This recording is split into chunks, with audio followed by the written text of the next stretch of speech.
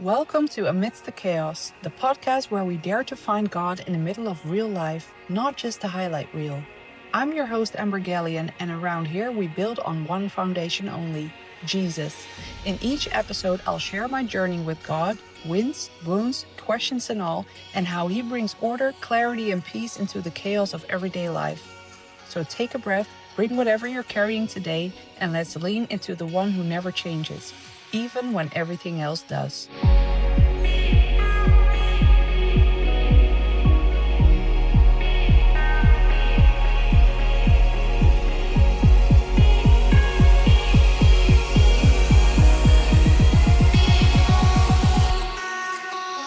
Hey friend, welcome back to Amidst the Chaos. I'm Amber and I'm really glad you're here. In these episodes, I've been sharing real stories from my life, how God meets me in detours, big decisions, and all the messy in between. Each episode stands on its own. So if this is the first episode you're hearing, you're absolutely fine to start here. And if something in this story resonates, you can always go back later and listen to how the journey unfolded before this. For now, thank you for pressing play and giving me a piece of your time and attention. Let's dive in. In a previous season, after my marriage ended, God had already provided a temporary place for me and my child. A kind of in-between home that almost felt like a long, strange holiday.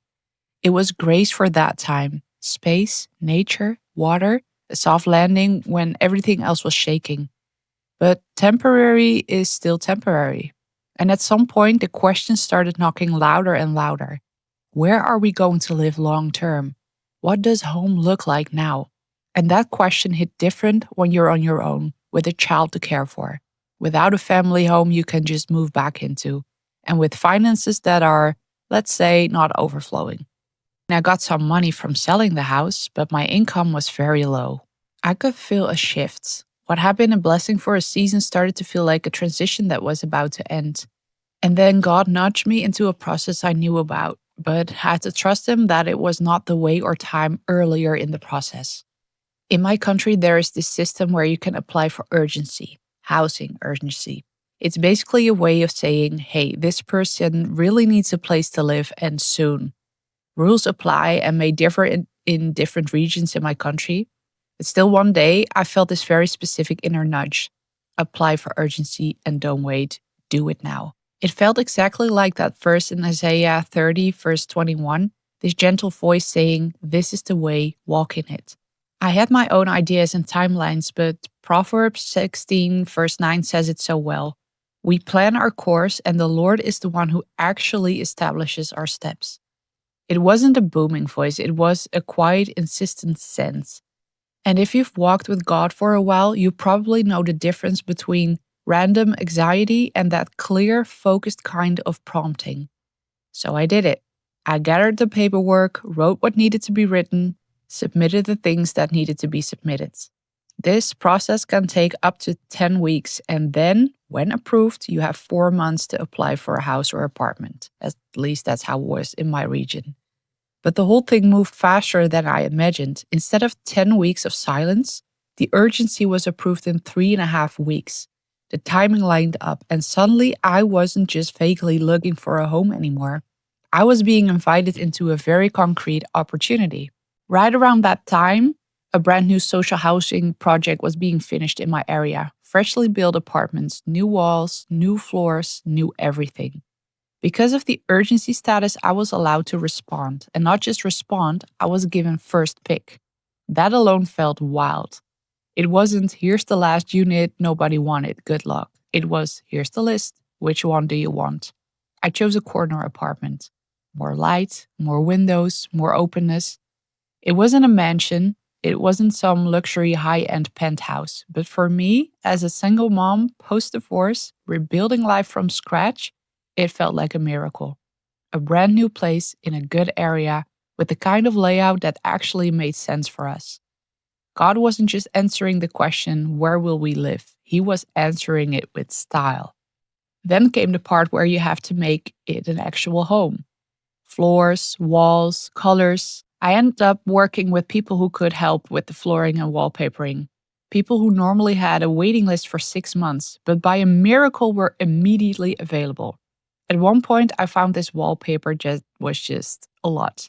full-on pattern. Flowers. Everywhere. I felt drawn to it and overwhelmed by it at the same time.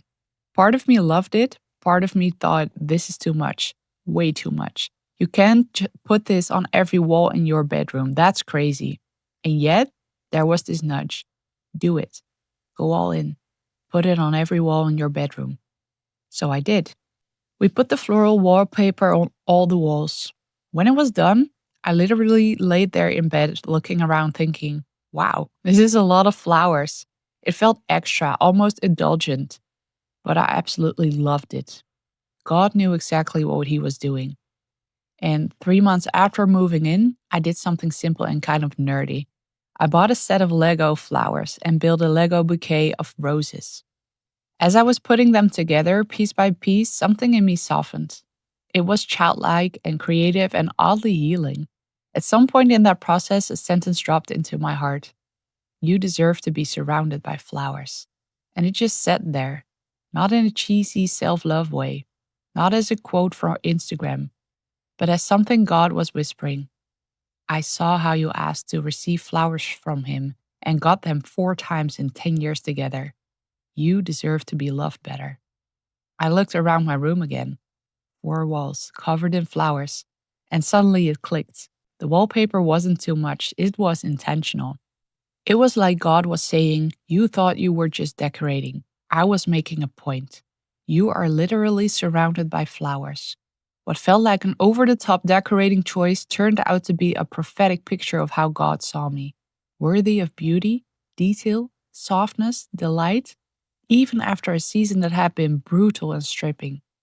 It felt like one of those Zephaniah 3 verse 17 moments. God actually delighting in me, not just tolerating me. And James 1 verse 17 reminds us that every good and perfect gift comes from the Father. So even something as simple as wallpaper and Lego roses suddenly felt like a love note from him.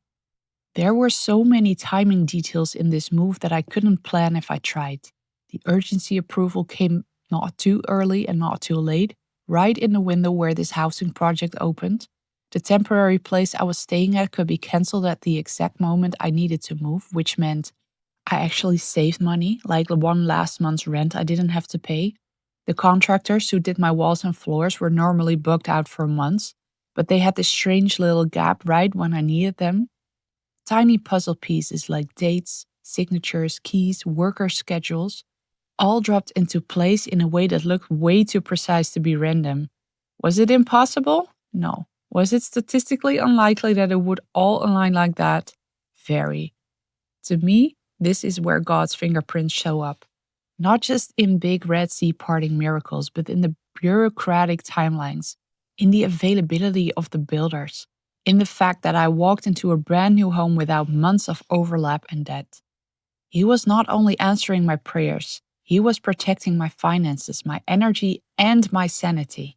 Here's the core of this episode for me. God didn't just give me a roof, he gave me a home that speaks. It's the kind of thing Jesus talks about in Luke 12. If he doesn't forget a single sparrow and even knows how many hairs are on my head, of course he's not indifferent about where and how I live. Psalm 84 verse 11 says, he doesn't withhold good from those who walk with him. And this home has felt like one of those good things he decided not to hold back. Every time I walk into my bedroom, those flowers are preaching to me. You are not an afterthought. You are not a problem to be solved. You are a daughter who gets to live in beauty. The rent is manageable, the place is new, the process was covered, the timing was exact, and the details, the flowers, the feel of the space are deeply personal. We often pray for functional solutions. Lord, just give me somewhere to live. Just make it work somehow. And he can do that.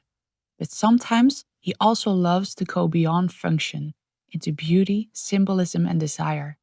Not because we're entitled, but because he wants to heal the places where we've subconsciously downgraded our expectations of his goodness. As we land this story, I want to leave you with a few questions to bring into your own time with God. Where has God already provided for you in the big things, but you haven't noticed his care in the details yet? Is there an area of your life, home, work, relationships, where you've lowered your expectations to just let it be practical. And you've stopped believing He could also make it beautiful. What would it look like to ask Him very specifically, Lord, show me how you see me worthy of beauty, and then pay attention to what starts to show up? You don't need to force meaning into everything. You don't need to turn every cushion and candle into a prophetic sign. But you can ask Him, where are you already surrounding me with flowers, and I haven't recognized it yet? If this episode spoke to you, don't rush into the next thing. Take a moment after listening and ask God to highlight the flowers in your own life, the places where He's been caring about details you've treated as random or unimportant. In my journey, this home is more than an address. It's a living reminder that God didn't just help me survive a divorce or find a roof. He led me into a space that reflects His heart for me, down to the wallpaper and the timing and the way everything came together when it realistically shouldn't have. You're not listening to a polished, finished story. You're listening in on a restoration process that is still unfolding, from missed opportunities and detours to urgent applications to being literally surrounded by flowers as a sign that He's not done yet. Thank you so much for being here today on Amidst the Chaos. If this encouraged you, share it with someone who might need to be reminded that God cares not just about their survival, but about the details of their story too. All right, we'll leave it here for today. Thanks for listening to Amidst the Chaos. I'm your host, Amber Gallion, and my prayer is that today's episode helped you see Jesus a little more clearly right in the middle of your own mess and motion. If this encouraged you, share it with someone who might need the reminder that God is building order, even when life feels anything but stable. Until next time, keep walking, keep wrestling, and keep building on the only foundation that won't move, Jesus.